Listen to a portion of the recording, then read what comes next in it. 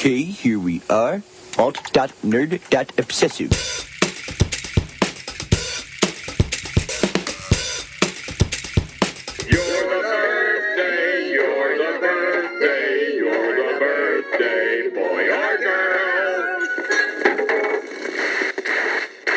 Hey everybody, welcome to Worst Episode Ever, a podcast for people who love The Simpsons, by people who love The Simpsons, about how much we hate The Simpsons. We're here trying to find which is the worst episode ever, and my name is Dan. And my name is Jack, and it's my birthday today. Oh, happy birthday, Jack, Thank you you old very son much. of a bitch. I am old, but I understand you have a birthday in 2 days. Yes, so in 2 days it will be my birthday. I'll be turning 30. I know you're already there, Yeah, but... this is a big one for you. I Yeah. already went through it last year. Yeah. This is a nothing. I've actually still... at time of recording, I still haven't made any birthday plans. I think I'm just gonna eat at home in the dark. You're just going to eat a cake in the dark alone and sip a beer. And sip tea with whiskey in it. the Wii combo. Wii custom. The Wii cocktail. Yeah, no, that's probably what we'll do. But yeah, no, happy birthday and To yourself. Or was that to me in 2 days? Yeah, well, again, this is if you're listening to this the day it aired. Otherwise, Yes. both of our birthdays have passed, and maybe if you're listening to it way in the future, we've already died and our bones are dust. So, Wow, that is the post-apocalyptic future. I've been listening to too much Grufik. No, but it's our birthdays. Is and Grufik not a fan of birthdays?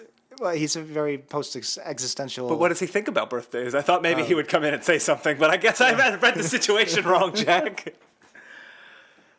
It's too late now, Grufik. Get the fuck out of here. But it's our birthdays. It's also Nelson Muntz's birthday, at least it is in the episode In this episode we're going to covering. watch, yes. So this is an episode from Season 18, a season we've done a fair amount, so we're going to cool it with Season 18 for a while after this. It is called The Haw-Hawed Couple. Jack, have you seen this one? I think I have. I don't remember. I have. I think I know which one it is. Okay. I don't remember much. I think this is the one. Well, I don't want to spoil it for you. I have right. a feeling. But so the title apparently is an Odd Couple reference. Apparently. So It's a pun. So this episode aired December 2006, so it's however many years old that is, I guess 9. And yeah, apparently, according to Wikipedia, which is never wrong, it is a parody of The Odd Couple, so that's a stretch. Not the episode. The title, plot, the title. The Odd That's Couple. A huge stretch. The Haw-Hawed Couple. That's a huge stretch. It's that's reaching. So Matt Selman wrote that. And I've definitely not seen this episode, so we are going to take a small break. Maybe we'll have a birthday cake. We'll turn the lights out. That doesn't sound right. And that other part's probably cut anyway, so none of this makes sense. But we're going to watch this episode. If you haven't watched it yet, you can do that on SimpsonsWorld.com if you're an FXX subscriber in the United States. If you're not, you're shit out of luck. But you can probably buy the episode on Amazon. If you click through WePodcast.com, you can do that real easily. And if you want to buy us some birthday gifts, again, the best part about Amazon through We is that you get to keep the gifts. Yeah. Just buy yourself something nice, and we'll take the 4% or whatever. We'll take our cut. It's a good racket. And we'd appreciate the birthday love. Yeah. Because obviously we're both Geminis, Yes. which explains all the voices in our heads. You're right. That's very true. I have a Dalek in my head at all times. Astrology is bullshit. Tells me Everybody to believes kill it is an idiot. Yeah, I agree with you. And with that, we'll take a break and watch the episode. I feel so bad about freaking out on you. It'll never happen again, I swear. Okay. Best friends.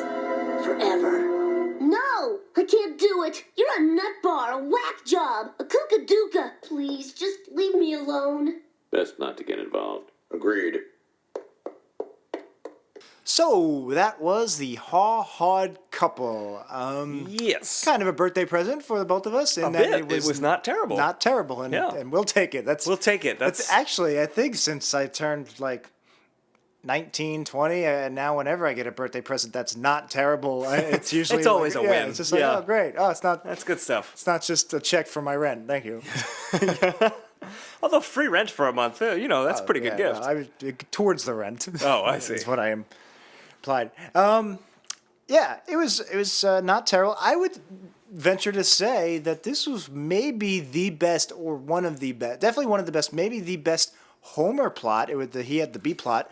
It was almost might be the best Homer we've seen in that he was a kind, good father. And, Yes. and his actions were justified. And even a good husband, too. And they were funny. Yeah. But we'll get into that. We'll get into that. Why don't you tell us what this episode, do the quick recap. Right. A wee tradition. So, the episode starts off with Nelson. Actually, it starts off with Bart walking in on his parents doing it. That was the very beginning, and that kind of didn't go I anywhere. guess that doesn't really have to do with much. It kind of segues into the B plot. That's a weird C plot, but we'll talk about that. So, all right. So it starts off with Nelson invites everybody to the party, all the kids. They don't want to go because Nelson's mean.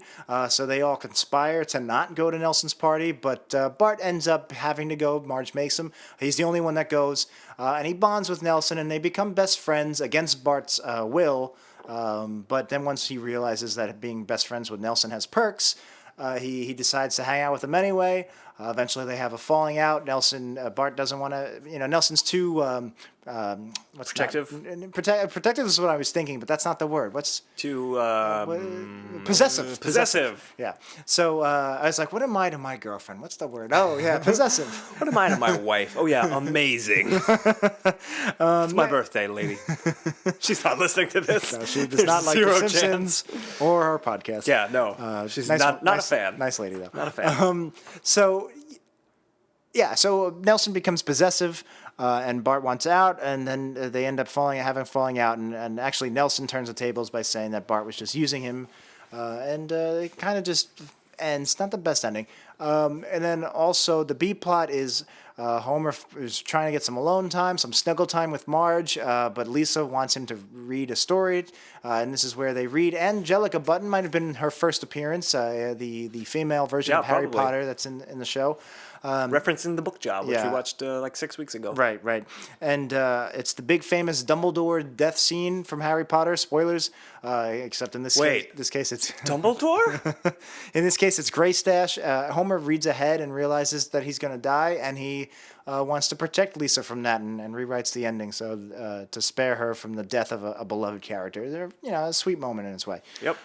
So that's that. We'll dive into the kind of nitty-gritty of the episode, but just overall, this episode was very refreshing, especially after last week's episode, which I called Jumpy Aroundy last week's episode because it was a Homer thing, it's a Bart thing, it was too much stuff going at once and there was no through line. This episode is the total opposite. This episode had a very clear A plot that was completely linear, it made total sense, and there was a good B plot on top of it, and both of the plots, I don't want to say they had morals, but they had a theme. The characters learned a lesson. This was a story. Yeah, I do wish they were tied in. It wasn't a little bit. gag machine. Yeah. I do. Both plots independently were very solid. I do wish they tied in a little bit, but they didn't. But that's nitpicking. They can't all be Seinfeld episodes. Right.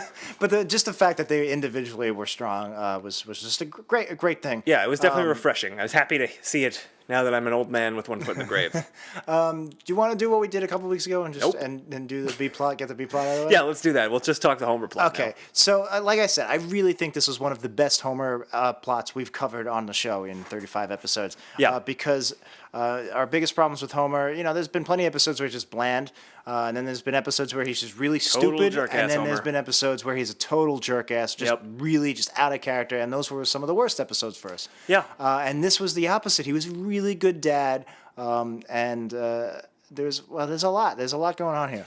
It starts off, the very first scene is a Homer scene. Homer and Marge, we hear them fighting.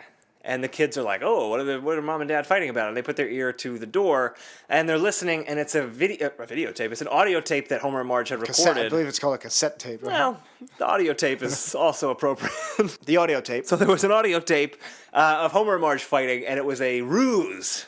It was a ruse they were running on the kids because they wanted to have snuggle time, as Marge refers to it all the time. They were going to go to the Bone Zone. Yeah, that's a great little Simpsons. I love it. The fact that they would use fighting as their oh no, we're just fighting. In a normal family, that would be that's horrible. Your parents are fighting. But to the Simpsons, that's Very almost appropriate for the like Simpsons. season 1 Simpsons almost, where it's like, hey, we're a dysfunctional family. Right. We use fighting as our decoy. It's like a sweet, like an innocent-ish, Yeah. just dysfunction. It was nice. It was grounded. Totally.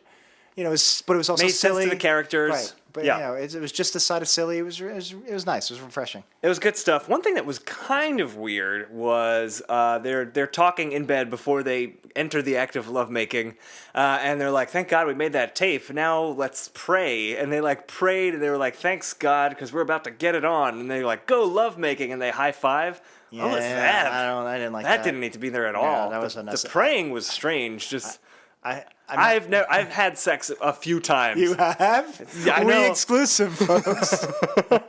I've never prayed beforehand. I don't know. Maybe I'm missing I'm out. trying to think if I've ever prayed before sex. Maybe the first couple times. First time, maybe like, dear God, don't let me screw this up. All right, this is a really TMI man. personal story. We could cut it out, garbage file it later. This is TMI, so skip ahead a couple of minutes if you don't want to hear my sex story. I don't see how anyone could skip this.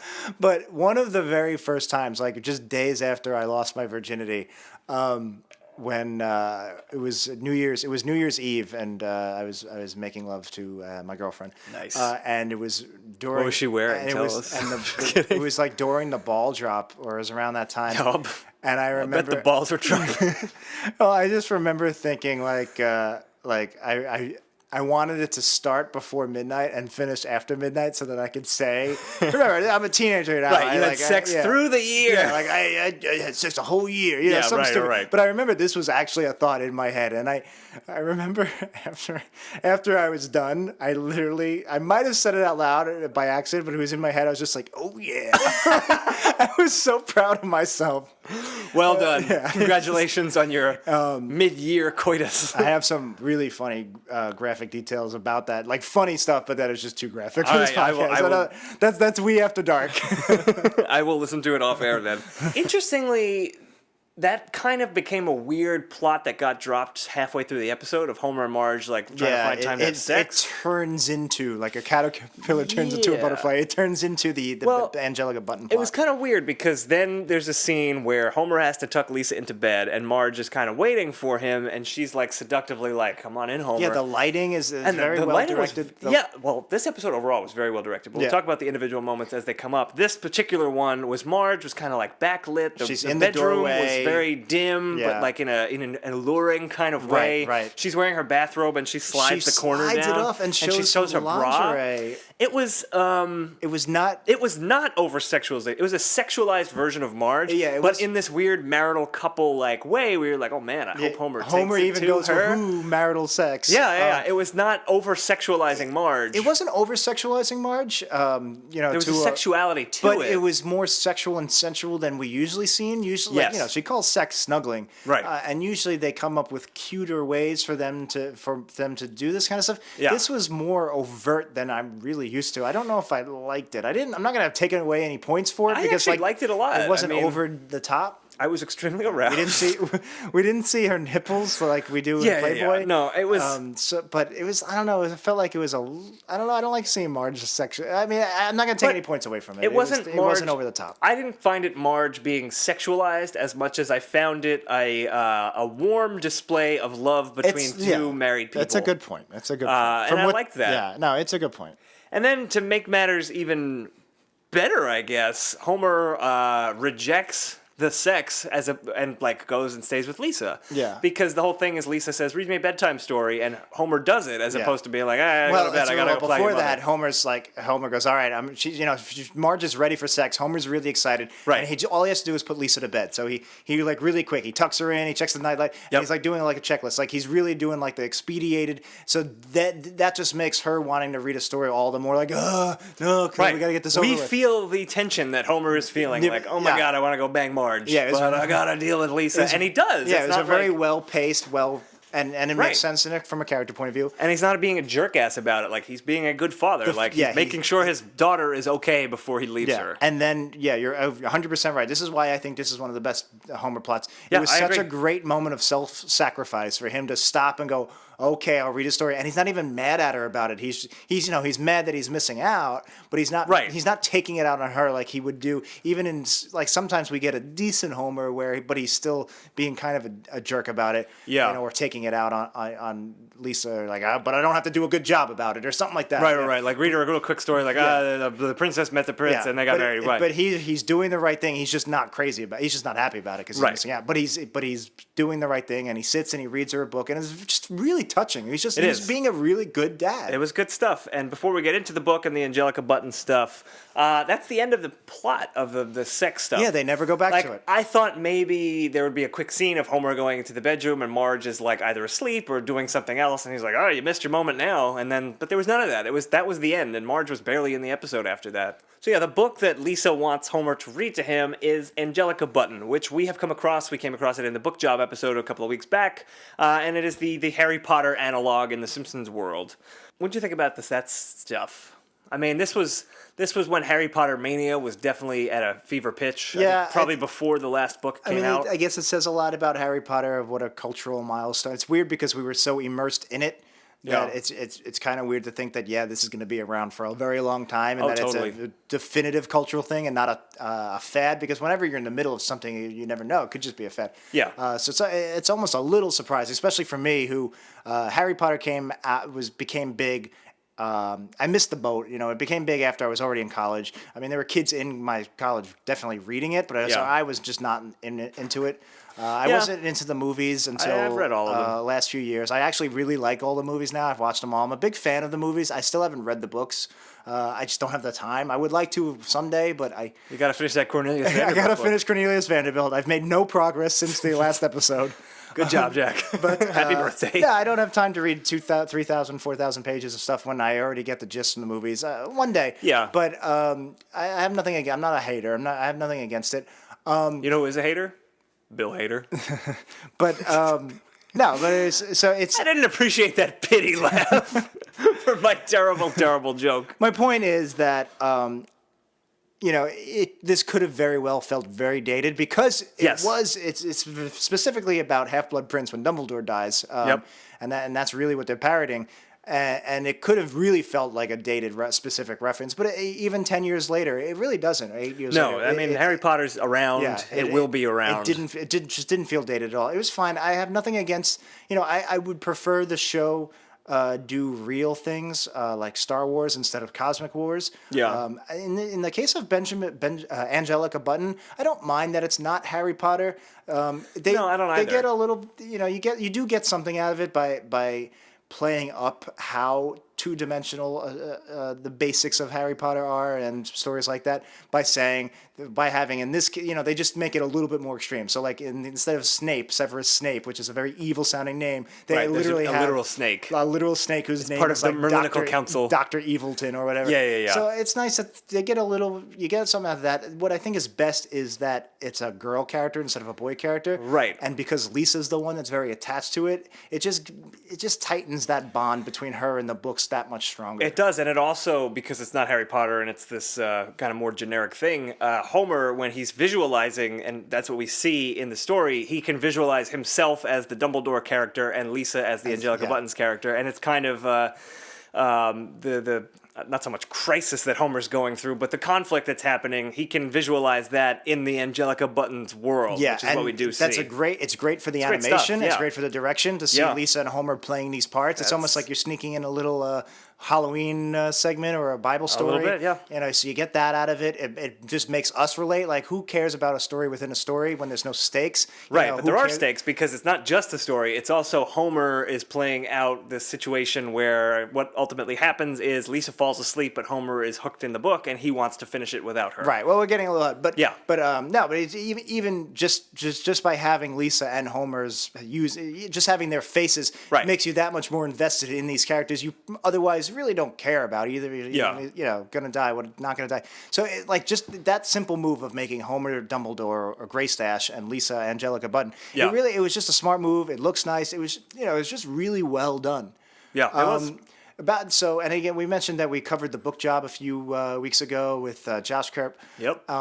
What is her name? That's not T.K. Rowling. It's like J.K. Simmons. TJ. Yep, it's J.K. Simmons. T.J. Maxx. It's TJ Maxx. well, it was T.R. It was like TJ something or other. It was TJ Hooker. T.J. Hooker. It was William Shatner from the great 1980 cop show. That's right. No, so Bill Shatner. So, when Laugh Command was canceled, he went on Laugh TJ Command. Hooker. There that is. I just like saying it. I just like Laugh Command. It's just great. What was I saying? Laugh Command. Oh, I was saying that. We get to meet the T.K. Rowling or whatever. Yes, I wanted to talk about in this the too. book job. We finally meet. The part of the book job's plot is that she's actually just a fictional character playing the author. It's a symbol. But this is really nerdy nitpicking. Ooh, but let's do it. But the book jacket picture. She's a younger lady. Even though she's fake, she's still the person representing the author is a middle-aged woman. The author photo in the book was a middle-aged woman, but in this episode... Yeah, in Book Job, it's pretty much a J.K. Rowling type. Right. Whereas in this episode, it's a much older British woman, much more playing up to British stereotypes with the talking dog. The talking dog was fantastic. It was very funny. Because Homer is kind of... he has the book in his hand, and he's like, should I read it without Lisa or not? He's going through this crisis, and in his mind, he imagines the author talking in the author photo in the back of the book, saying like, just read it, whatever, and then he's like, well, I'll just look at what the next chapter title is, and it was an unexpected occurrence, and he was like, well, I have to see what that is, and the author is like, yes, we hooked him again, good job, Galahad, and she has this little like toy dog who's like, yes, and all the... it was great. It was like playing on those tropes of like the Mr. Peabody and Sherman. Yeah, right. All those like, all those talking dog all movies. those little talking animals. It was great. Yeah, I loved it, and especially that his name was Galahad, which is an extremely British name for a dog. Yeah.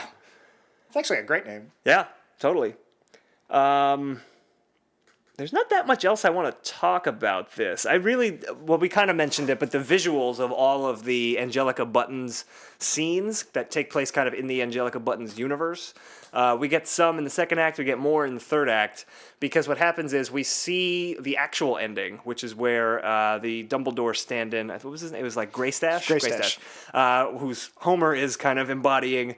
He dies, much like Dumbledore did. We're spoiling a lot of Harry Potter things. I hope the people who are listening to this definitely seen Harry Potter.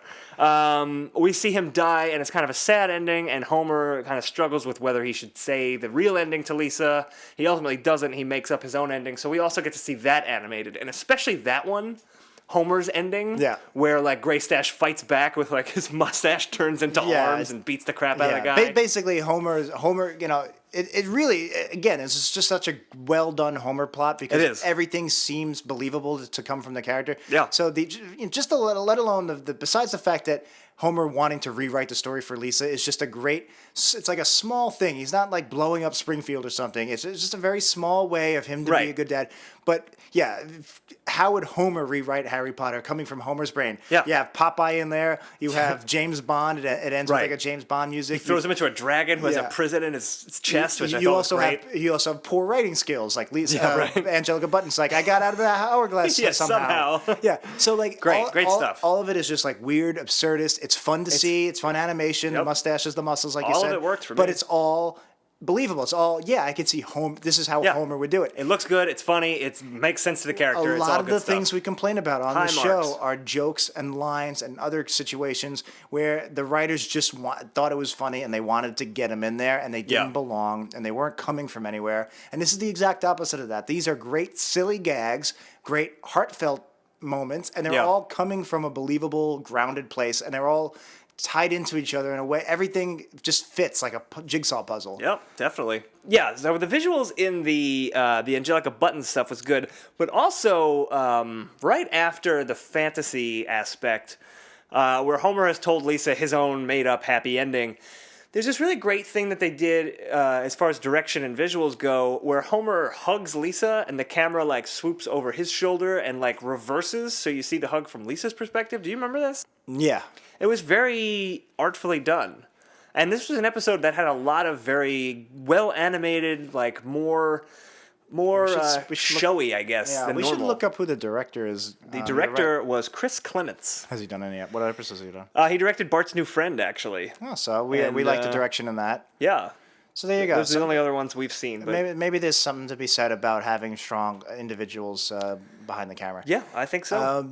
A couple lines. There's another line I should have brought up earlier that I really liked. Again, a great Homer moment. So when Homer realizes that, he has to make up a new ending to protect. And again, this is a great small story. It's a dad wants to protect his young child from the concept of death. Lisa's 8 years old. He's not just protecting a beloved character. It's more that he doesn't want her to experience death. She's too young for that. He wants to, he's being a helicopter parent. He really just wants to protect her from everything. Yeah. Which is not the right way to be a parent, but it's very commendable it's a because sweet thing that he's trying to do. Because he loves her. And, it's whether you agree with it or not. It's coming from a good place of love. Right. It's coming from a place of love. So that again. Anything Homer does coming from a place of love at this point is a shock. Yep. But anyway, he says, I'm going to have to use my power of lying to he's really good at lying to children. Yes. And that's how he convinces her, or he thinks he convinces her with the Yeah, story. he says, time to do what I do best. Lie to a child. And that's great because it's not jerk-ass Homer, but it is this Homer who does these It's not jerk-ass, yeah. these terrible, quote-unquote, terrible things, and he's, he is a conniver, and he is a liar, and he does all these things. Right. But he's using his power for good, so to speak. Exactly. And it's great. It's great. It's multifaceted character work. You still have this Homer being a good dad, but it's still the Homer Simpson we know and love from the classic era. He's still kind of a bumbling, his storytelling was silly. And, he's a selfish oaf, but he still loves his daughter. Exactly, and that's great. That's all we want from Homer That's Simpson. how Homer should always be written.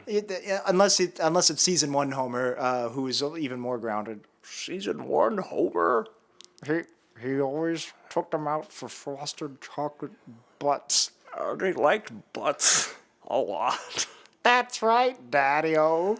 Hey, babe, this is Bart, as played by Sammy Davis Jr. And me, Frank Sinatra, playing Lisa. Lisa? Let's, meats for suckers, baby. Let's get on out of here, chairman of the board, and get a butt. Yeah, I am Lisa Simpson. Yeah. That's enough.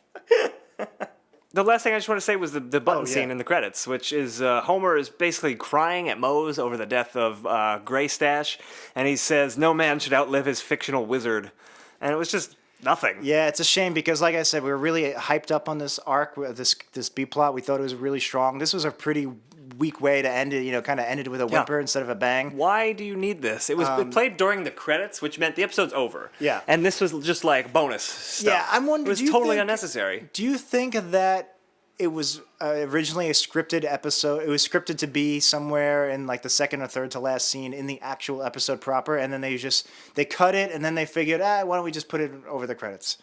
Because it didn't feel like a button. It felt like a concluding scene. It felt like it could have just been a normal episode scene. Some buttons feel like buttons. Yeah, it did seem like Homer had already come to terms with the fictional death of the wizard. There's one line because he'd already had the denouement with Lisa. Yeah. There's one line I really liked where Moe says Gray Stash. She goes, "Don't you say that name. It sounds like dirt coming out of your mouth." Something like that. Yeah, it was I all like that one line, but the whole thing was kind of weak. It didn't really belong in the episode at all, let alone it was just a bad way to finish the thing. But here's the thing. Why didn't they they could have used this opportunity to make a callback to Homer and Marge's sex plot, which was the original part of the B plot. Because like we said, it really did end suddenly because it just kind of morphed into the Angelica button. It didn't need to be its own no, it didn't, character thing. It's perfectly set up, the Angelica button thing. Yeah. But it was a lot of setup to just kind of fizzle away. I don't like Marge doesn't really Marge is in it. Marge doesn't really do much after that. But it's just having one more scene where finally they get together. They're in bed, something like that. Or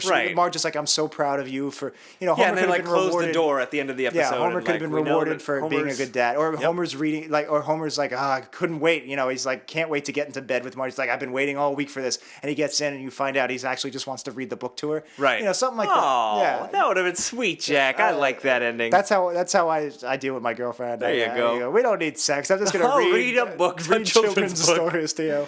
That's just as satisfying. And then after I finish the book, I go, oh yeah. I think the episode's going to be called, oh yeah. No, so I just think not only was it a weak button, but that would have been a perfect place to conclude this sex arc. Angelica Button and the Weak Button. I actually did like the title of the book was Angelica Button and the Dragon King's Trundle Bed. Yeah. No, I thought that was weird, weirdly specific and funny. Like a lot of the Harry Potter, like the unexpected occurrence is one of those great, like proper sounding vague. Yeah. No, it's all very well done. Very Harry Potter. But that's the B plot. That's the B plot for the Bs. Let's talk about the A plot for the A's. That was the buzz for the B plot, and now we got the A's for the A plot. Does that make sense? How you doing? Like A instead of B, but in the word buzz. An unexpected occurrence? What could it be?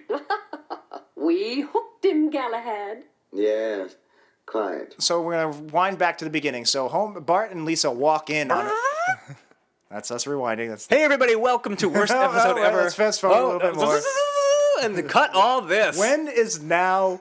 When is then now? When will then be now? When will then be now? Soon. So Bart and Lisa walk in on their parents having sex at the end of that first scene. Yeah. It doesn't really go Doesn't anywhere. go anywhere, actually. Bart's shocked, and he's like, Maybe that's especially why the whole like Homer and Marge having sex thing not going anywhere felt off, because that was this whole really opening had was the only thing that wasn't connected to anything else. Yeah, it sort of set up the B plot for the Angelica Button thing.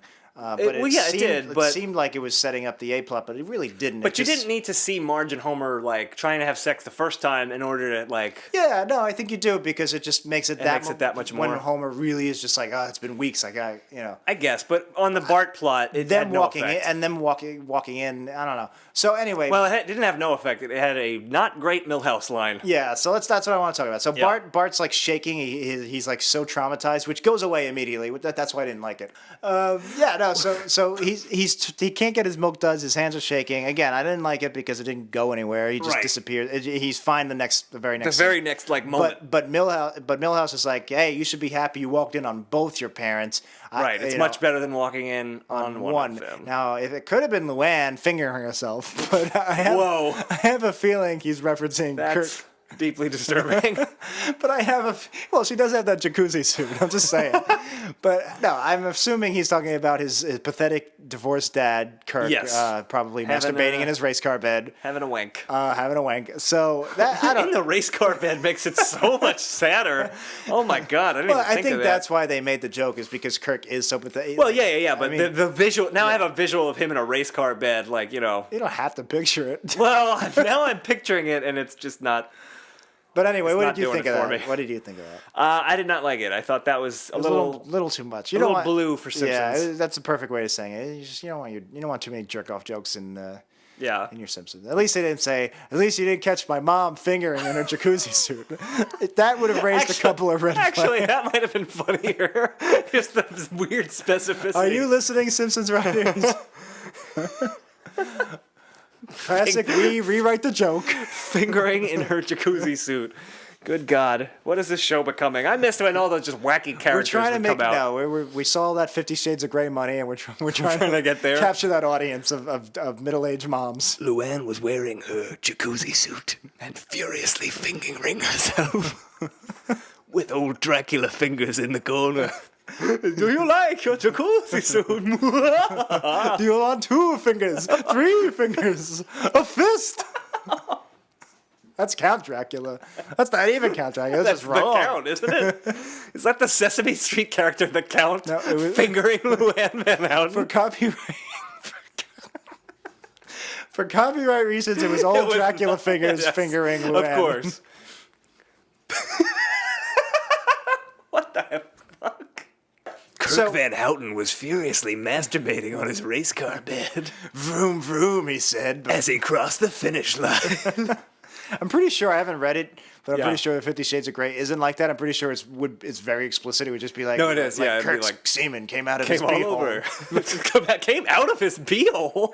Oh, pee-hole. I thought you said beehole. That's a very strange... That's like a weird sex That's monster. not how biology works. All right, so after this weird masturbation joke, Nelson comes over and he robs them of their lunch money, which is what bullies do. Yes. I real quick before we get to the Nelson part, I loved that we saw a lot of Springfield Children who we don't see often, most notably Database, who was big in season 6, and I don't know that he's ever really around in a speaking role. He's still around. I didn't like his line. It was kind of felt flat. I don't even remember what his line was. Fault. But like Lewis was there, the kid with the diamond nice shirt. He was Lewis in a few scenes actually. And the cool kid that Bart used to hang out with. He had like gray hair. I don't know if he's ever spoken a line. Lewis is the black kid. No, Lewis is the kid I'm talking about with the gray hair. Yeah, there's like two. There's Lewis. And there's a black kid with like curly hair, and then there's a kid with the gray hair who looks like a a teen idol or something, like kind of good looking for Simpsons. The other kid's name was. I don't know. Anyway, and where's Wendell been? He's out barfing. So, and there's this really stupid line I didn't like where Milhouse says, "But how will I pay for my mid-afternoon snack or something?" And basically, it's like that was spelling out what lunch money is. Right. Just dumb. Classic, post-classic, unnecessary extrapolation. Just be too long, too many words. But Nelson comes in and bullies everyone, and then he invites them to his birthday, and then he goes and he invites all the other students while punching them in the stomach. And I really like that. I like that he was not he's asking them to come to his birthday, but he's still Nelson. He's still going to bully them and beat them up and take their lunch. Perfect Nelson moment. And even I just realized that. I forget what classic episode it was where Nelson was like, "Ha, oh, that hurt. No wonder no one came to my birthday party." That basically was this episode. Oh, wow. That was actually, this is actually a prequel to that. It's kind of like the episode 1 to, so all the kids gather around after Nelson leaves, and they don't want to go to Nelson's birthday party because he's a jerk. They don't want to go.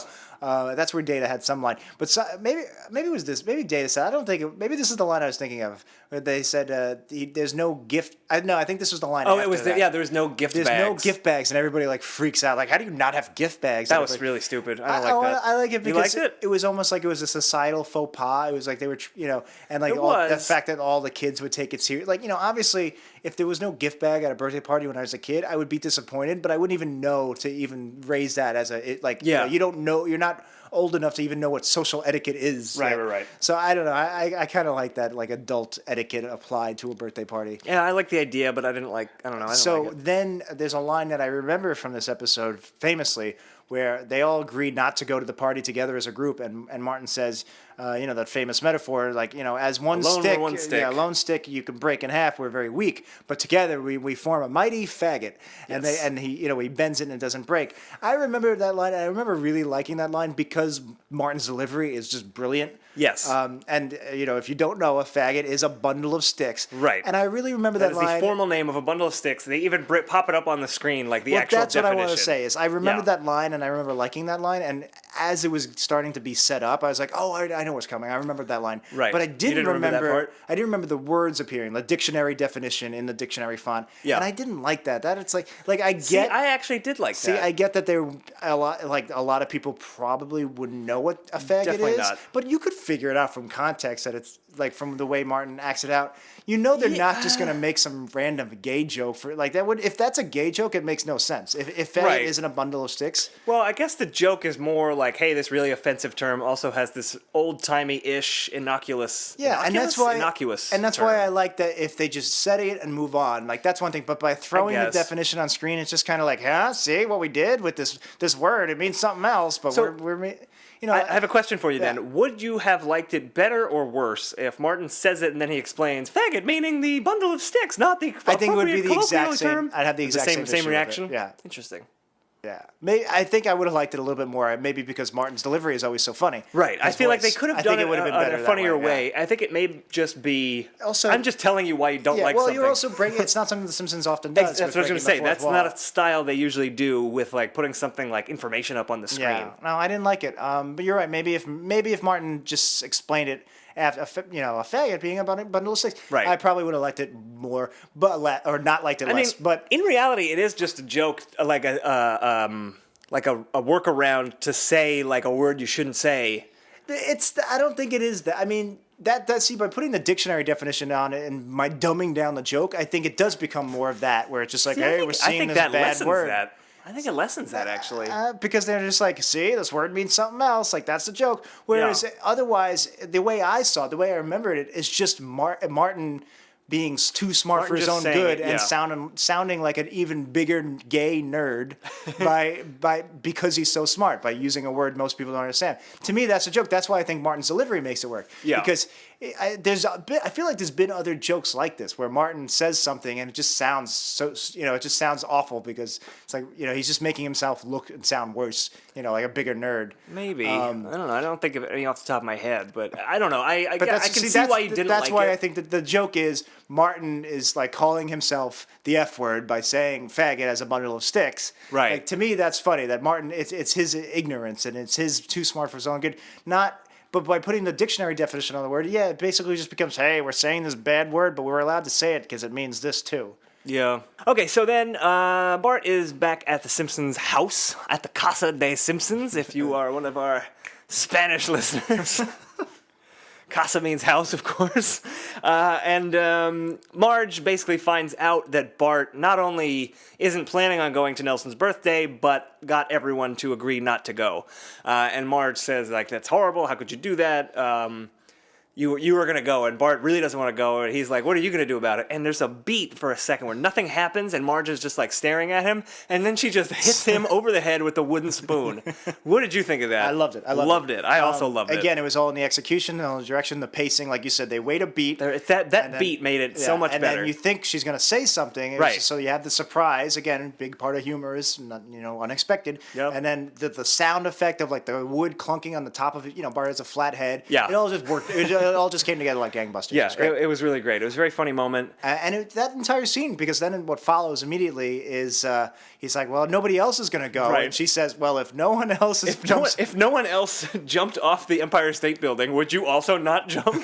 Which is great because It's great. It's a great mom line that you always hear. And not only is it just inverted, but it's inverted in a way where now it really is. It doesn't make any sense. Because I guess the real answer would be, no, that would mean you are killing yourself, right? If no one else jumped off the Empire State Building, would you also not jump? Yes, I would also not jump. All right, so it's not, you're not. Well, no, because then you're following the crowd, but you're staying alive. So you have to jump off. So the there's building. no right answer, Yeah, actually. exactly. And Bart's reaction is great. Yeah, he goes, kinda. It was great. It was just a really smart, good Bart Marge dynamic. That is one of those jokes that we rarely see in the episodes we cover, where if you put that in a season 6 episode, I probably wouldn't blink. I would go, yeah, that's always been there. I agree. But then I'm curious to know what you thought of. It goes on a little bit more in that scene where Lisa comes in, and Lisa's very sarcastic to Bart, like, yeah, now you have to go have fun with your best friend Nelson, which is a bit of foreshadowing, actually. Yeah. And Marge is like, oh, Lisa, with that sarcasm, you're never going to land a husband. What'd you think of that? Did you like that? So 2 parts. I was going to bring this up a couple of points. I was debating it, and then I decided not to, because throughout the episode, Lisa is like really antagonizing Bart about his relationship to Nelson. Yeah. And again, it makes sense because she's his sister, and she always that's her job, is to bug Sibling rivalry, bug her standard brother. Simpsons. Even though she's like a hippie and a good person and a very kind, nice person, and always does the right thing. She's also an annoying little sister. She's also a little sister, yeah. So that's fine. But I was also like, oh, maybe she shouldn't. It doesn't feel right that she's making fun of this, because she should be pro-friendship and be open to helping Nelson. But eventually I convinced myself that it's not an issue, because it's funny because she realizes that Bart being stuck with Nelson is funny. Because it sucks for Bart. Right. And that's what she likes. So that was the first thought that went in my head. And I was like, oh, I don't like that she's bothering Bart. But I eventually convinced myself by the end of the episode that I was okay with it. Yeah. That being said, Marge says the husband line. I liked it because that's a totally Marge thing to say, because she's very, That's again, we something talked Marge about would this worry last about. week. She's very traditional, conservative, not so much in a political way, but in a family way. And she envisions Lisa getting married and having kids. That's what you do. Yeah. And Lisa is the nonconformist. So the fact that she would say, I'm not gonna, fine, I don't need a husband, and then Marge immediately doesn't want any. He goes, no, you're getting a husband. I think it fit both characters very well. Is it chauvinistic in a way, sexist in a way? Yeah, but that's probably a little bit. But I guess Marge. that's the joke. That's Marge. That's a conservative traditional view. And that epitomizes Marge's. At least in broad strokes, it fits. I guess my knee-jerk reaction to it was Lisa is 8 years old, so maybe don't worry about the husband stuff But she's yet. not 8 But years old. I guess, yeah, she's I know. a Buddhist and a vegetarian, and she's all these other things that are not your typical 8-year-old. Yeah. So yeah, you know what? It was fine. It was. I whatever. actually really liked it. I think the wooden spoon, the Empire State Building, and then that husband exchange, 1, 2, 3 Yeah. made the entire scene just like one of the best scenes in the episode. Good Marge episode, a little sexuality from the other part of the episode, and a little humor. Well, she wasn't fingering herself in a jacuzzi Well, suit, but your move, Playboy. That's reserved for We After Dark. Yeah, so they make Bart go to Nelson's party, and there's a scene of Homer driving him to Nelson's party, where Homer kind of rants. How did he set up the rant? Do you remember? He's like, Bart doesn't want to go, but he's like, well, Right. you have to go. I don't want to go to work, but I Right. go to work, and He's like, sure, I could live in the woods and be naked and play the pan flute all day. I would love that. And then he just goes, and here we are, and they're like, are there, and he just It's stops. great because it's one of those, it's pulling the, it's a little extreme, it's a little much. And you don't get the sense that this is really Homer, this core character, but it's kind of there lurking beneath the surface. Right. And it really taps into this like working class ennui that the Simpsons have been doing since day one. Now you say working class ennui, the French term, not working class ennui, the podcast. No, not the laborers down in the steam coal and pumping our Someone has to power our microphone juice. I'm no engineer. Our microphones run on juice, literal juice. We have orange juice microphones. And there's a lot of migrant workers down squeezing picking oranges. the oranges and squeezing it. It's a terrible strain. Well, we pay them very low wages because Yeah. how else are we going to have our solid gold wall? That's right. I mean, we have to keep a little for ourselves. We have a on crew the Amazon keeping a click-through. close eye on them, and if they fall out of line, he eats them. That's terrible. Where do you think little ghost girl and her mother Sharon came from? Is my mother okay? I thought she was in No, the juice she mine. did not squeeze enough juice. Oh, goodness gracious. She's dead. Mama Sharon, where are you? Sharon! Sharon! I will go find Sharon in the netherworld and return. Oh my goodness, she is furiously fingering herself in a jacuzzi suit. That's going in the deleted scenes. Baby, I don't know. Who knows anymore? Yeah. So it taps into that. It taps into the this existential like working class ennui that's been in the show, where everybody's just kind of miserable with their day, the whole home lives. Right. But they do it in a way where it's almost even though he's pitying himself, it's not like, oh, woe is me. It's almost very matter of fact. He's like, yeah, I Right. don't like my job, and then they take it to this other weird level. It's not that he wants to just go on a beach and drink out of a coconut. He wants to live naked and play the pan flute. Yeah, It's I like weird, that. It's specific, it's extreme, and I think that's what made it work. If he was, if it was just like, I wish I was in the Bahamas and not raising kids and Right. working a shitty job. But I also like kind of the ennui that you mentioned. Like, he's kind of accepted it, Homer, and, he's just like, oh, this is my life. And I like that, especially, like, he's just saying it like, sure, I could be paying the pan flute. And then it adds to the level of, and here we are. And, like, he's Right. just, like, okay with it, and he's just, like, done. Oh, see, I didn't even see the and here we are as he's okay with it. I thought it was more like he's, like, basically just told Bart he's miserable, and he's, like, opening up this huge Pandora's box, and then he's just like, and here we are. And now go to the party. But it works both ways. Yeah, definitely. So Bart gets out and goes to Nelson's party, and it's great. He has little gift bags for everybody. He's got pizza. He's got like a whole went all very, out. very nice fancy birthday party. Nelson's in a suit. I felt bad for him. I felt so Yeah. bad for Nelson. I know you're supposed to. Yeah. What did you think of Nelson's like soft side and basically his entire emotional arc in this episode? It was a little strange. Like, why would this birthday party be any different? I guess later there was a line where his mother like got hit by a carousel or a circus thing. Oh, I and didn't she like had some that money. because he's like, where did they get the money? And she said she got it from. I got it from Convenient Explanation. Yeah, and like I didn't mind that, but then while she's saying I got hit on the head, her eyes go cross-eyed and her tongue hangs out, and she makes like a weird face, and it's like Yeah, no, I'm I don't into like that. stuff like that because then it's like I mean, again, it's a cartoon, but I don't like it's like so she's got brain damage, but just for that one line.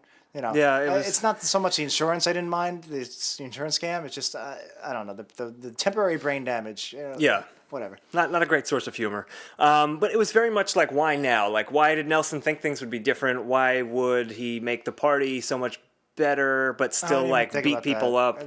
I don't know. It was just kind of weird, and it made me feel bad for him. I've but- always liked he's always had kind of a soft side. And He has. I've liked it. And again, we've talked about the bullies in general, the other three. Nelson's kind of his own distinct entity.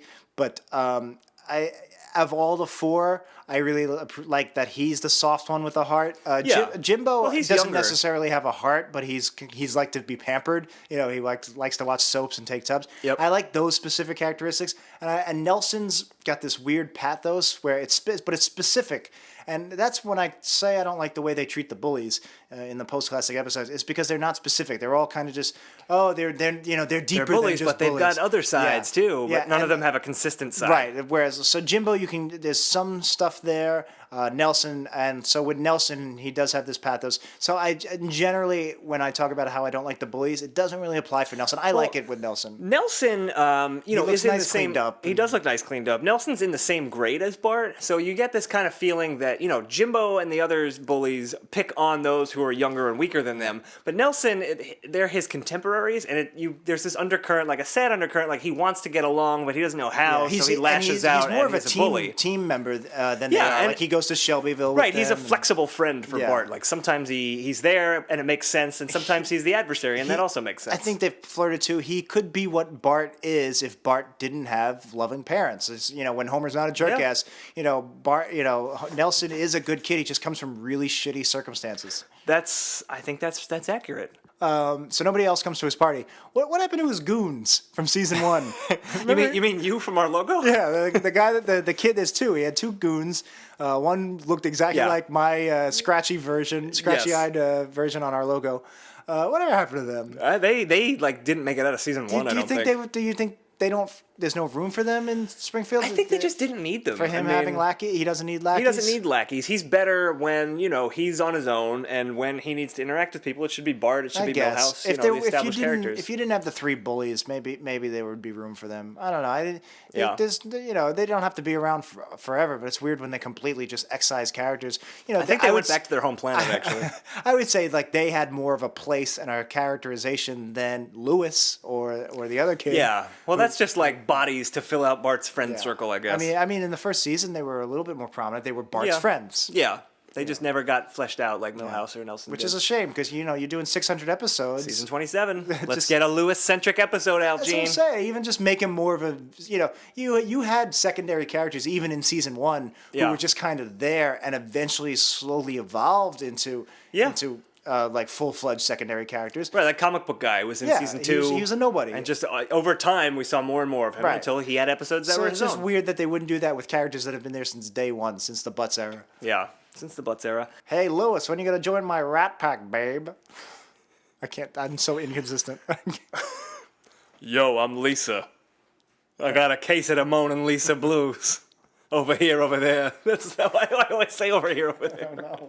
Anyway. It's your Dice Clay. Yeah. Okay, so Nelson's party, Bart is there, and Nelson comes out to greet him, but Bart is not the only person who's there. There's a couple of characters no. Need to acknowledge. An old friend by the name of Peter Parker comes in. Well, it's Spider-Man. It's Spider-Man. It could be Miles Morales. We don't know. Oh, well, it's a different costume. It's pre-Miles, too. So there's like a lame party. Spider-Man comes in, and I love he's got a fanny pack, and he's like, hey, kids, it's me, Spider-Man, and he zips open the fanny pack and takes out like the silly string and sprays it. And the extra beat of pulling out the...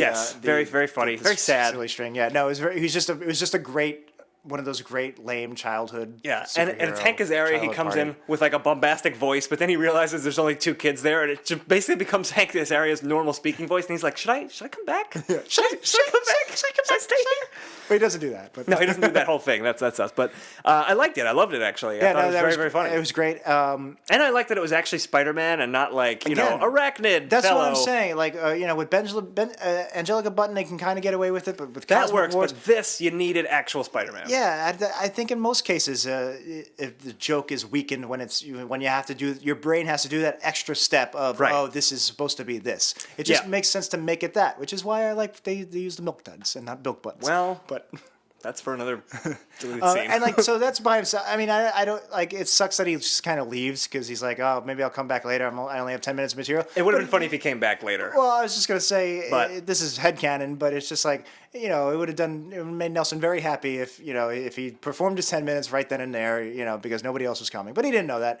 But so just that by itself would have been a great little scene. But that's not the end of it. But that's not the end of it. No. If you thought Spider-Man came alone, you were mistaken. Because Otto Octavius enters the picture. A lame Doctor Octopus comes in with taped on arms. Like paper towel rolls. Loved it. Yeah. Made of the arms. Painted silver. Yeah, it was a great little detail. Fantastic. I loved it. He came in and he's like, I'm Marvel Comics' Dr. Octopus. Yeah, I love that he said Marvel Comics. Yeah, that was another case. The little C with a circle. Right, with the specificity of it was funny and it made sense. And then Nelson and Bart beat the crap out of him. Yeah, they just knock him over and they tear off his legs and beat him. Yeah, I love it. They beat him up, and then I love also there's a small montage of Nelson and Bart having fun at the party where they beat up a piñata and they do a bunch of other things. And then right after that, they're eating cake, and I love there's a very great visual beat where Dr. Octopus is there eating the cake, and he has a cake in each tentacle arm, which I thought was very funny. They're called. In each tentacle arm. There's another great thing about Nelson I wanted to talk about is I love the way his mind works and the way he speaks. Yeah. And it's very, again, just like with Homer, it's very true to character in this episode. It's funny and it's wacky, but it fits very, it all makes sense. Everybody is doing the right thing. Yeah. And Nelson speaks like Nelson, and it's great. And it's just really nice to see. For instance, he says, he goes, it's like when a shark stops swimming, it explodes. Right. That's just that's poignant, but it's him adding his little Nelson spin. It has to be violent. Like sharks are full of dynamite. Yeah, or there's another one at the end of the episode when he and Bart have a falling out. He goes, "You're barf to me." Yeah, and it's just that's his dramatic, or even "smell you later" in his famous line. That's almost it's just I like these it's a bully, it's little kids kind of stuff. It's all very in keeping with what we've seen before from Nelson. I just love the consistency of it. Yeah, it's interesting. I just realized that I bet Nelson, in his mind, he's not the bully, and they kind of touch on this in the episode. That's just the role he plays at school, and everyone's friends, but everyone knows Nelson's gonna punch you. And so that was just a thought I just had. Yeah, no, he's a complicated character. Yeah. Yeah. I love this idea though too, that Nelson and Bart become best friends. Yeah, and Bart's again reluctant, but he. Yeah, Bart's reluctant, but that's what's great about the structure of it. So the act is Bart doesn't want to be his friend, but he goes to the party, he has a good time, and they become friends. Bart doesn't want to be his best friend, but Nelson latches onto him, and they do become best friends. And Bart realizes, oh man, I can get a lot out of this. Yeah, because he gets protected from the bullies. Right, when there's a fight. And he kind of uses Nelson in that way, and then Nelson realizes he's being used and kind of turns on Bart. It's a perfect everybody's A to B to C multiple plot. Each act it turns. Yeah, it's so good. It's very well done. So once Bart realizes that being best friends with Nelson has its perks, it leads into a great Goodfellas parody. Yes, very very well animated. So it's first off, it's a parody of the very famous long take from Goodfellas when Ray Liotta takes what's her name from Sopranos, Harvey Keitel's ex. Oh my God, Christina. No, Lorraine Bracco. Lorraine Bracco, yes. So. Famous from when the scene, the very long take, the long take in Goodfellas when Ray Liotta takes Lorraine Bracco through the bowels of the restaurant and they get a great table at the front.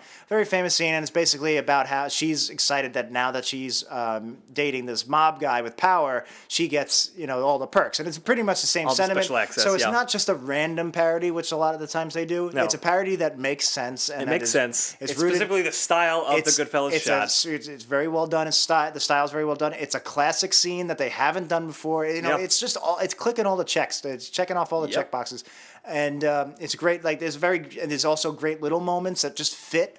Doris pinches him on the cheek. Yeah. The actual mafia. It's a little heavy-handed to push the point home, but they have. In case you didn't get it, they have school answer. They had answer keys. Yeah, answer keys, and that's a great that's what the right. That's what they'd be doing at Springfield. Yeah, that's what they'd be doing in the school. Is the answer? That's their crime.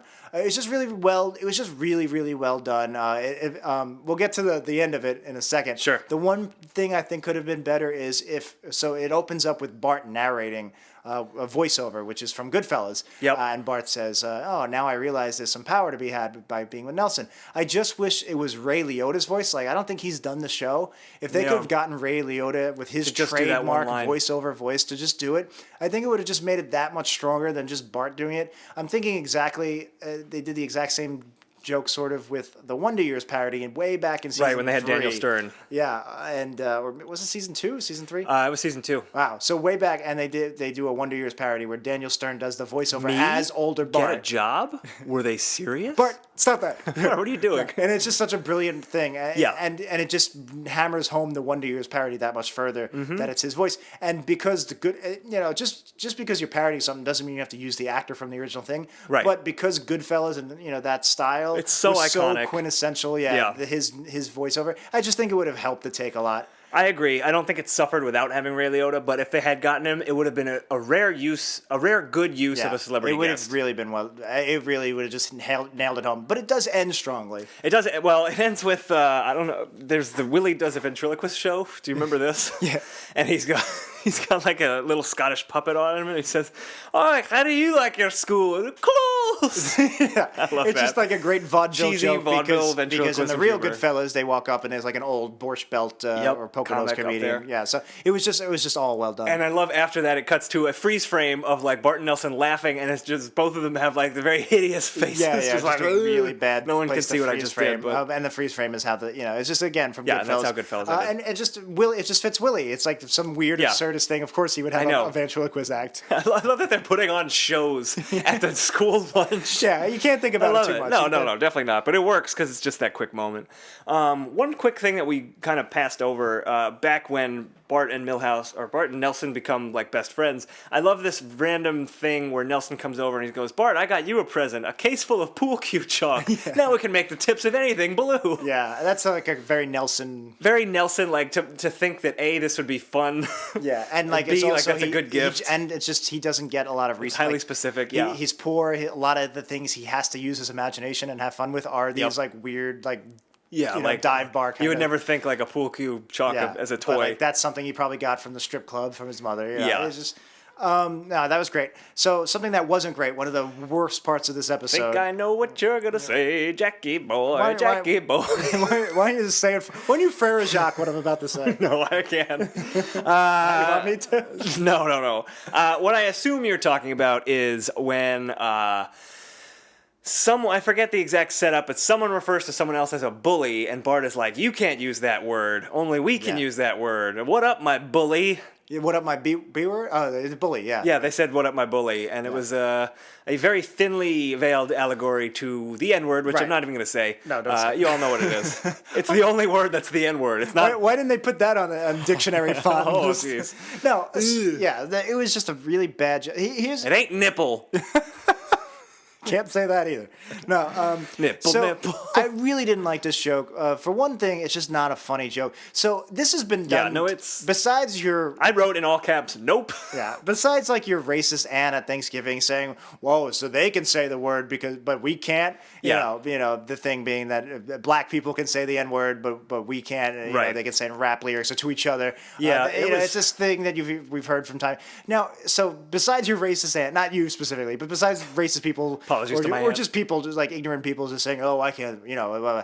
But it's also been done. This exact joke has been done in sitcoms and other types of humor. Yeah, it's where really they, lazy. instead of taking the N word, they do a different kind of word and they say, "Oh, only we can call each other that." Maybe, I don't know if this is in Futurama, but maybe there's like some robot word, like Right. only you could say, call me a robot. But it's that same trope. It's been done. It's just been done so many times, And and then it's just... not only has it been done so many times, but they're not adding anything to it. This is a pretty big societal issue, the N word and racism. So there is meat there for the joke bone. If you can come up with a funny spin on it and you make it work, I'm sure it's really hard, but if you can make it work, all the power to you. If you can't make it work, don't even bother. It's been done. But yeah, and like, been done. literally all they're doing is saying they're swapping out the N word and putting in a new word and saying, "Oh, Right. you can't. Only we can say this. You can't say that." That's it. Right. You They're get not- it? But they're bullies. Yeah, but they're not. You're not adding any kind of twist or spin to it. It's just you're Yeah. swapping out the N word for another word, and Yeah. it's just, that's so. Even racism and flirting with that argument aside, it's just a lame It's joke, just lame a lame joke. trope. Yeah, in an otherwise strong episode, this was definitely the low point by a lot, I would say. Yeah, Um, yeah. Then Nelson kind of realizes that Bart's using him. It kind of mirrors like a abusive relationship. It does, which I kind of like, actually. Yeah, like Nelson becomes like a domineering, like domestic violent. Right, he gets jealous when Bart plays with Milhouse and not him, and he Yeah. like shows pictures. And I was so disappointed because I was just like, oh man, Nelson, the three of you could be friends. It would be so great. But I know that's not how the show buddies. works. But it would have been nice. Yeah, there was a great animation, great direction when he shows the pictures of him and Milhouse together, like like a private eye digital was sneaking, camera. and Yeah. he starts smashing the camera against a tree because they already foreshadowed at the birthday party that he has a short temper. Yeah. Which I don't know if that specifically has been a thing with Nelson, but it's believable. He's a bully. Of course, he's got anger issues. Right. But anyway, he smashes the camera against the tree, and the music heightens. Like there's a string. Right, there's the tense music that the Simpsons and always there's use because there's Bart's a- in danger. Yeah, there's like a string chord every time he hits the tree, like dun dun dun dun dun. But the camera is flashing every Yeah, time it he was hits it, and really it was just cool. it like not only did it look cool, but it kind of heightened the tension of the scene. It Yeah. was just really well done. Yeah. And it was domestic violence and like abusive husbands, abusive partners can be a really scary thing because usually they're much Yeah. more physically imposing over. Right, well, Nelson's definitely more imposing than Bart is. Yeah, and when Nelson like leans in and like is threatening to Bart, you really feel it. Like even the way they Yeah. frame that and stage that, it's really well done. Like Bart feels like he's helpless, like he's gonna get his ass kicked. It was just really well done. Agreed. And I liked the way the act ended where he doesn't attack Bart. He's just like, get out of here. We're not friends anymore. And it's, it's not the violent thing you might expect. It's Nelson actually trying to be more of an adult about it. Or I didn't know about more adult, even just more of like this complicated, again, a three-dimensional character, people Yeah. with rage issues where they do kind of have these mood swings where they smash a camera against a tree and then the next minute they're fine and they're just like, whatever.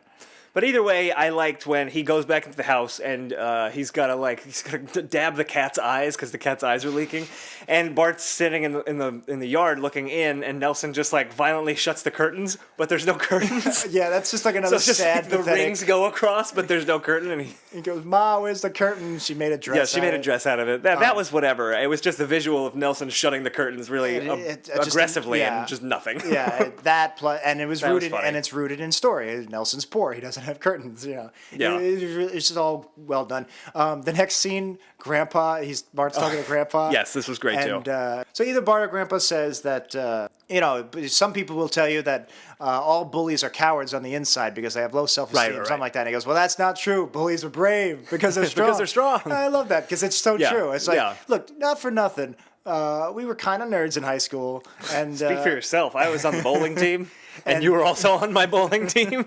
called the Confused Golfers. That's right. We came here to golf. What's with all these pins? But there were a lot of bullies in our school and a lot of mean people, and there was no defense against them because what are you gonna do? Oh, you have low self-esteem.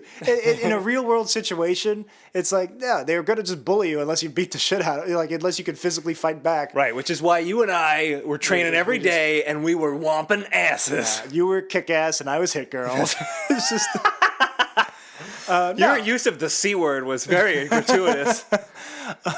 No, so it was just funny that like Grandpa pointed out the obvious. It was just Yeah, I like it's that. a nice turn on The twist on the usual. twist on the parental advice where bully. It's just it was simple, but it was very well done. Yeah. And the delivery was great. No, they're brave because they're strong. Yeah. Classic grandpa moment.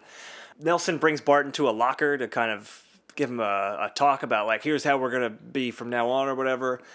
And then I forget what the exact setup was, but it was another not great moment where Bart was like, I put all my things in a trust, and Nelson was like, but in 2008 that's going to expire. Look into it. It was just one of those weird like bureaucracy kind of jokes. It was just too detailed and too specific. Yeah, I just wanted to point it out. I didn't want to talk about it that Post-classic much. does it a lot. Yeah, that was no good. It's not fun. It's just not funny. So they go to a field trip to the tidal pools Yes. of Springfield. Which was also a great visual, like just Yeah. that's a thing we've never seen before, It's and a it was great all idea very well for a animated. Springfield Elementary field trip. That's Yeah. like some shitty place they would go Exactly. because that's all they could afford. Yeah. A lot of stuff felt very classic Simpsons. It did, and I love that the tension's driven up. Like Skinner's like, okay, we need to, a buddy system. Everyone pick a buddy, and Nelson immediately is like, I'm with Bart, Yeah. and you're like, oh shit, Yeah. what is Nelson gonna do? The story is so strong. It's so strong. Every scene, every line serves the purpose of the story. Yep.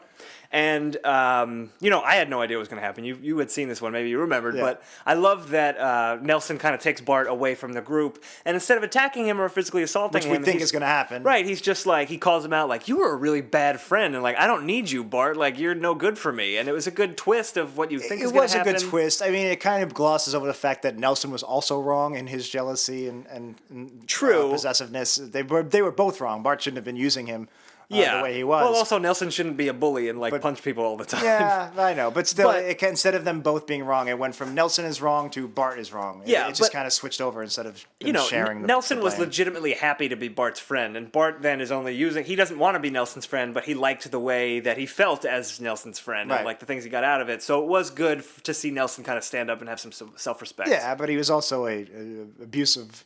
Yeah, well, he didn't actually. He was not a abuse him. good friend.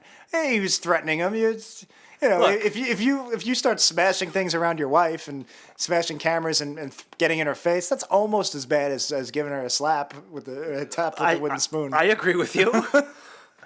There's emotional abuse. But gay marriage was last month or last week, and Nelson and Bart aren't married that we know of. Maybe there's an episode. That happens this later. episode does play with romantic allusions to their friendship a lot. Well, it does. Never in like an explicit way. It's just kind of mirroring the same kind of setup. Well, there's the Brokeback ending we'll talk about. But that's true. Just gay lovers and. That's true, but you don't think that there was sort of like a gay overtone, do you? Like Nelson, like more than friends with Bart? No, I just think they used it as shorthand. I don't think so. Just the same with with it was Lisa. just like a relationship. Yeah, it's the same. Story. Same as with the episode where Lisa met her friend with Emily Blunt. I think they were using romantic, like a romantic relationship as shorthand to explain the beats of a friendship. I do think that one was a little more overt, but that's fine. We already had that discussion. You're a hypocrite. We had the because it's the discussion same many weeks ago. episode. Well, is it? Yes. All right. I don't know. It might be. I don't remember. Yo, rue this day, Pacone. Birthday. This is your death day. Speaking of romance and Brokeback, I believe we have a wang alert. We do have a wang alert. We need like a sound effect, like a wang alerts. Boing. So yeah, we have a wee wang alert. Get that drop, and we'll use that in future episodes. Nelson says like, I don't even like milk because it comes from cow wangs. Yeah, so they love the word wang. They love those wangers. Matt Selman wrote this episode. Did he write all the? Yes. It would be funny if he wrote every single wang reference. Maybe. I wonder if he did. I doubt it. But probably not. But maybe he's like, guys, could you put wangs in the episode? Yeah, I like the wangs. I like to put the wang. Put the wangs in. What if we created a character named Wang? Yeah. And he had a wang. Yeah, we're both Matt Selman and we're both talking about wangs. Yes. So they're in the cave, and I guess they pretty much Nelson tells off Bart. And then the cave floods from rising high tide. Yeah, as they're talking, the tide comes in, and Bart is like, wait a minute, were we up to our neck in water before? And they basically are going to start drowning. But Nelson comes to save him with an oxygen tank. Right. I guess he killed a scuba diver. Yeah, so let's talk about that for a moment. So Nelson comes in with an oxygen tank and saves Bart. And Bart's like, where did you get that? And he's like, some guy gave it to me. And then it just cuts to a scuba diver just floating lifelessly underwater. Yeah. Which... I guess he killed him. That's pretty dark. It does seem like Nelson killed a scuba diver. So that's... so it's, it's definitely not a classic episode. It's definitely... I did kind of expect, maybe because the rest of the episode was so strong, I expeced the scuba diver to be alive later. That would have been at the peak. And just be like, someone took my air. Yeah. But he made it out alive. But there was also another weird visual thing where they're swimming to safety and an octopus comes by and steals the air tank. Yeah, and it was like one of those weird cartoony octopuses from Mary Poppins or Bedknobs and Broomsticks. I thought it was funny though. It worked for me, and I don't know why. It was laugh out loud funny. I don't think it belongs. We were talking about this last episode where there's these Family Guy type absurdist Adult Swim type jokes, where they just don't kind of fit. But it was really funny. It was funny. Octopus doesn't need air. What the hell? It's an octopus. But the fact that it stole the tank, I liked it. Right, and it was inflating itself with the air. That was kind of funny. Liked it. Bart wakes up to Skinner kissing him, giving the kiss of death. Yeah, kiss of life, Jack. Kiss of life, yeah, because death wouldn't make sense. But that was okay, and the kids say Skinner loves Bart. That was all right. I didn't mind it. It was fine. It was just, whatever. But Skinner has a great line where Bart's like, where's Nelson? And he goes, Nelson never woke up. because he never passed out. He's right over there. Yeah, I like that too. And the delivery was just perfect. Classic misdirection. Yeah, and the delivery was Harry Shearer's delivery was just perfect. The pacing because he's right over there. But Harry Shearer's gone next season. That's something that's going to be missing. So Bart goes over to Nelson, and they finally talk it out and they make peace. I think it was a little weak. Again, I think they were both at fault, and I don't know. I feel like it didn't resolve itself as strongly as it should have. It didn't. It was a little strange, and the whole Brokeback thing. Before that, that's why at that scene, I just want to say Nelson's strumming a horseshoe crab as a guitar. That I kind of liked. That's a great little animation thing because it looked like a guitar, and it was they're at the tidal pool, and it was really just a fun little. It worked really well. Just nice little touch, little detail. Yep, I liked it. And then it ends with Bart sniffing Nelson's vest. Right. The vest that he'd given Bart. Yeah, Nelson gave Bart a vest, and it ends with him sniffing it, and it's a clear Brokeback parody with Brokeback Mountain. Also directed by Hulk director Ang Lee, which I've never actually seen. I've never seen. You really should see it. It's a great movie. It ends very similar with Heath Ledger sniffing Jake Gyllenhaal's jacket, right? Because it still smells like him. And if you're gonna do again, it's a movie parody that's rooted. It's not just random. It makes sense because if you have an article of clothing that represents a relationship, Nelson's vest is a really good, solid one. That's true. It's identifiable as Nelson's immediately. Yeah. So that works. And then they play an acoustic guitar riff that's somewhat similar, but copyright safe. Of the Brokeback has a very famous acoustic guitar soundtrack. Okay. So it was a really well done scene, but I'm not sure if I liked it because, again, it adds this homoerotic, romantic tension that doesn't quite fit what the story was. The story is about their friendship. And again, I'm supporting, I don't mind that they used romance as shorthand for their friendship, for the beats of the friendship, but that was more explicit. Like, so Bart just misses Nelson, then go hang out with him. Like, then be friends with him. Well, it kind of seemed like Bart had burned the bridge, and Nelson didn't want to be friends with him anymore. Because that's why he was like, "Ha ha!" And I touched your heart. Yeah, I touched your heart. I like that. I like that too. Nelson being emotional. Yeah, I guess. I don't know. That felt a little weak. And even just real quick, going back, the B plot, the button. I thought that ended a little weak. Where basically. Homer hugs her and says, now I've pushed. She won't know death until it happens to someone close in the family. Right. And it's like, we've been talking about how Homer has been like a really great dad and a strong dad and very loving and caring the whole time. Yeah. But it's like that was more like, well, shouldn't you? I don't mind the line. It's kind of funny. It's like, now you won't know death until your grandma dies, as opposed to a fictional character. But he should be more remorseful about it, or at least relieved that he's put it off. Instead, it was more like dumb jerk ass Homer. It's like, oh, good. Now she'll just, when grandma dies, she'll have to deal with it. Yeah, that's true. It was just a little bit, because it was so strong before it was just kind of a little weak, and that's not even counting the weak button. And then the same with the A plot. I just thought it was a strong arc that kind of it could have had a little bit more of a stinger. Yeah. Mom, I can't go. No one else is. Well, if no one else jumped off the Empire State Building, would you not jump? Kind of. I think overall, not a terrible episode. No, definitely one of the better ones we've seen. But let's do this officially and let's see where it ranks. Let's go to our scoreboard here. We're gonna rank this episode on a 4-factor test: the humor, the integrity, the production, and the originality of the episode. We'll put some time on the clock, and we'll do this. Jack, you ready? Yes. All right. Okay, so here we go. The Haw-Hawed Couple, the humor of this episode. What do you got? The octopus joke, the scuba joke. There were pretty strong throughout. Not the best. Not very funny. You got that bully part. You got there was a couple of things we didn't like. I'll give it a 3. I'm gonna go 3.5 actually. I like this episode. Could go 3.5, but I think I'm gonna go 3. Go 3. Do it. Be your own person. Don't listen to me. The integrity of the episode. Again, this was one of the best. By and large, Homer. One of the best. Pretty integrity. Maybe the best Homer we've seen in the post classics so far. Bonfire of the Manatees was our worst episode ever for a while, and it was because Homer was such a jerk ass. Yep. And I think this is the opposite, where the episode was. To be fair, the episode was pretty mediocre, but Homer's this episode or Bonfire? This the one we just watched. But Homer's. Like the Homer being such a good dad and being his character being so strong but still being Homer, really just rises the whole tide. I think that was huge. I'm gonna give it 3.5. Wow, I'm gonna actually give it a 4. I thought Nelson and Bart were both very much true to character. Marge, Lisa, I liked how everyone was depicted. You know what? in I'll this give it a episode. 4. You convinced me. All right. The production of this episode, I'm also gonna go Great. pretty high on this Yeah. because this was very, very well. We've had a animated. lot of individual moments we really liked. Yeah, and there was nothing I really disliked as far as how the episode was done. There was a lot of, good locales. The whole Angelica Button thing was great. Title The pools, title pool was great. Goodfellas, which is, to be honest, one of my favorite movies. The of all time. Goodfellas stuff, that reverse angle I said, Yeah. where Homer hugs Lisa. A lot of stuff. I'm gonna give it a 4. I'm going to give it a 4.5 because I don't know boy. what's ever going to be a 5. Well, remember, this scale can be applied to the classic episodes, which I'm assuming would Right. have mostly 5s and 4.5s. Do you think the animation, the production of this episode is equivalent to the less than perfect but almost perfect? All classic right, I'll go episode? 4. I mean, I'm not, if you think that, I know what you're doing. If you think that, No, I think it's up there because what is a 5 episode going to look like? Bart versus Australia. All right, you're right. That is a 5. Okay, so 4 for this one. We're running out of time on our clock here. I would. You could give it a 4.5. I wouldn't argue. No, against it. I already gave it a 4, Right. so it's fine.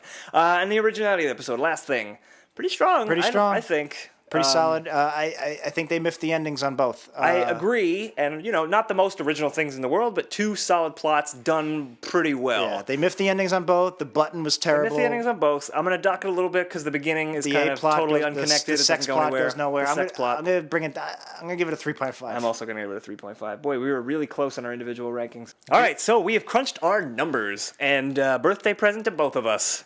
That this was a great episode. Yeah, it's and just kind of a birthday surprise. It was. We kind of just watched it like, oh, this one's about Nelson's birthday. Like, let's watch it. Yeah. But it's actually now our new best episode. Beats the Judd Apatow scripted episode. Just narrowly from beats a few out weeks the ago. Bart's new friend episode. Boy, we really like episode where Bart has friends. I think it fits because, like I said, Bonfire of the Manatees was our worst episode because Homer was so bad. Yeah. This episode, I think, really benefited. I don't think it was a great episode. I think we'll find better in Probably. the future. But this episode really benefited from a great, strong Homer. And I think we still haven't narrowed down why the post-classic episodes suck compared to the classic episodes. But Yeah. I think we're safe to say that Homer, which is the face of The Simpsons, is a huge part of it. And the treatment of Homer agree. and the writing of Homer. Simpsons writers, if you're listening, make Homer a better dad and a better guy. And Yeah, I think just- it's going to help the show tremendously. Just write better. Just do it. Just do They're it. not listening. It doesn't matter what we it say. But you guys so- are listening, and we thank you for that.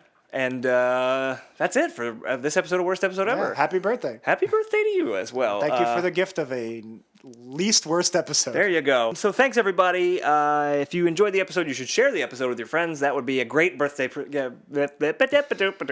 great birthday present for both of us. We want to get more listeners. We want to grow the show. That would be great. And click through on Amazon, buy yourself a little something, and we get a little birthday kickback for that. What else? Go to wepodcast.com. You can comment on the show there, read the show notes, listen to the show, find our Facebook, find our Twitter, all that fun stuff, suggest an episode, whatever you want to do over there. It is a wonderland of joy, and you should go there. And you have just missed Woohoo Classic Simpsons Trivia in Brooklyn, but you may not have missed it in other areas. But I co-host that with friend of the show, Dan Ozzie, in Brooklyn. That's the first Thursday of every month at Berry Park in Brooklyn. Go on our website. You can find more information about that, or just Google Woohoo Classic Simpsons Trivia. You can find more trivia places in your neighborhood. We're in Toronto. There's one in Detroit, Chicago, all over North America.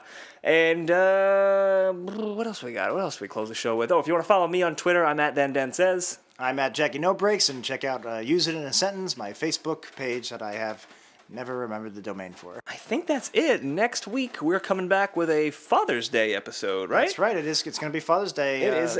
Somewhere around there. An episode from season 20 called Father Knows Worst. Ooh, Take that, Father Knows Best. We had a Haw-Hawed Couple, which is an Odd Couple reference, and now we're doing Father Knows This Best. one's at least less of a stretch. Yeah. So let's wrap this episode up because it looks like there's a tornado coming outside Wii Studios, and I need to not be in Wii Studios anymore.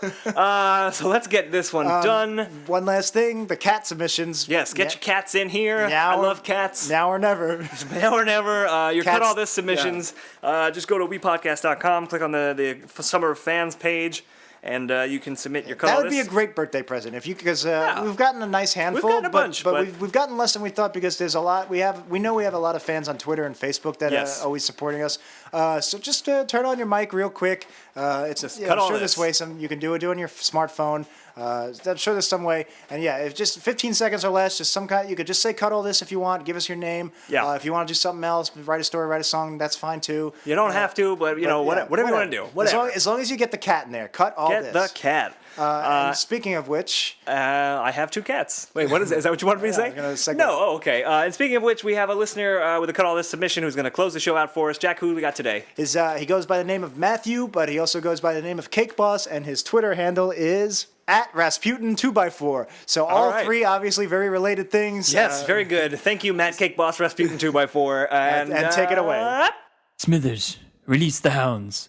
And good lord, man, cut all this. We all have to do things we don't want to. Like have jobs and families and responsibilities and having to be Mr. Funny all the time. You think I wouldn't rather be living nude in the forest like some ancient pagan, just dancing around playing the pan flute? And here we are.